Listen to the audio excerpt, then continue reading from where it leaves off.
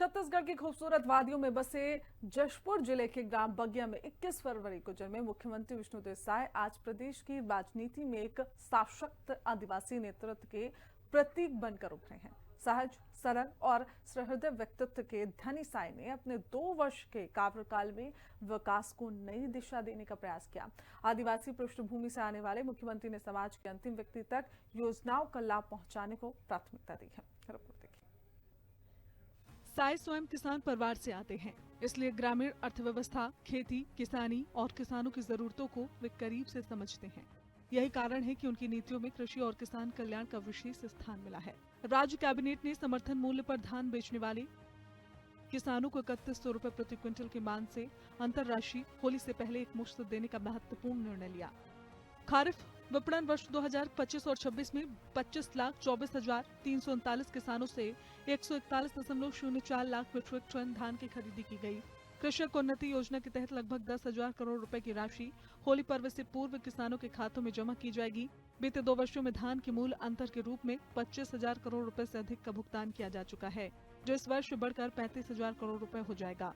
प्रति एकड़ 21 क्विंटल धान की खरीदी 3100 रुपए प्रति क्विंटल की दर से किए जाने का दावा देश में सर्वाधिक बताया जा रहा है।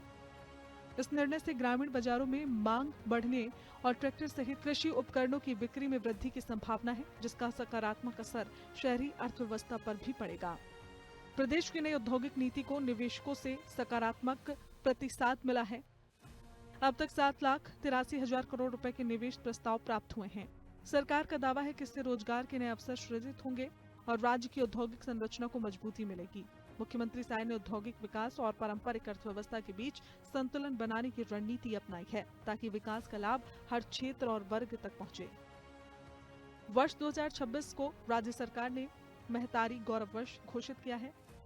महतारी वंदन योजना के अंतर्गत 70 लाख महिलाओं को प्रतिमाह 1,000 रुपए की सहायता राशि दी जा रही है। इसके अतिरिक्त 42,878 महिला स्वयं सहायता समूह को 129.46 करोड़ रुपए का आसान ऋण उपलब्ध कराया गया है। प्रधानमंत्री मातृ वंदना योजना के तहत 4.81 लाख महिलाओं को 237 करोड़ रुपए की सहायता प्रदान की गई है। महिला सुरक्षा के लिए सखी वन स्टॉप सेंटर और महिला हेल्पलाइन 181 संचालित है।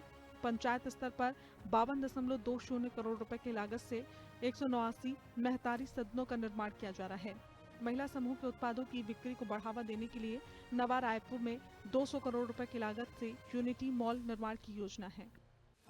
दीनदयाल उपाध्याय भूमिहीन कृषि मजदूर कल्याण योजना के अंतर्गत 5.62 लाख भूमिहीन कृषि मजदूरों को प्रतिवर्ष 10,000 रुपए की सहायता दी जा रही है। आवास के क्षेत्र में अब तक 26 लाख परिवारों को प्रधानमंत्री आवास योजना के तहत स्वीकृति प्रदान की गई है। राज्य में 41 लाख से अधिक घरों तक स्वच्छ पेयजल पहुंचाया जा रहा है। गुणवत्तापूर्ण जल आपूर्ति सुनिश्चित करने के लिए 77 जल परीक्षण प्रयोगशालाएं स्थापित की गई हैं। 70 समूह जल प्रदाय योजनाओं से 3,208 गांव लाभान्वित हो रहे हैं। सरकार ने 100% गांवों के विद्युतीकरण का लक्ष्य भी आगे बढ़ाया है। बुनियादी सुविधाओं के विस्तार से ग्रामीण जीवन स्तर में सुधार की बात कह रही है। डबल इंजन सरकार के तहत रावघाट जगदलपुर रेल परियोजना से बस्तर क्षेत्र को रेल नेटवर्क से जोड़ने का कार्य जारी है। जगदलपुर विशाखापट्टनम और रायपुर विशाखापट्टनम सड़क परियोजनाएं भी क्षेत्रीय विकास को नई दिशा देने वाली मानी जा रही हैं। प्रदेश के 32 नगरीय निकायों में नॉलेज बेस्ड सोसाइटी के लिए लाइट हाउस निर्माण की पहल की गई है, जिससे शहरी विकास को तकनीकी आधार मिलने की उम्मीद है। मुख्यमंत्री विष्णुदेव साय ने पीएम आवास योजना, कृषक उन्नति योजना, नियद नेल्ला नार और अखरा निर्माण योजना जैसी पहलों के माध्यम से हर वर्ग को साथ लेकर चलने की रणनीति अपनाई है। उनका अब तक का कार्यकाल इस संदेश को मजबूत करता है कि यदि नेतृत्व ईमानदार, संवेदनशील और जनता की आकांक्षाओं से जुड़ा हो तो विकास की राह सुगम हो सकती है।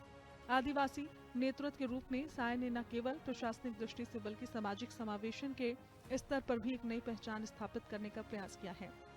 छत्तीसगढ़ की राजनीति में ये दौर उस बदलाव का संकेत माना जा रहा है, जहां विकास और सामाजिक न्याय को साथ लेकर आगे बढ़ने की बात की जा रही है।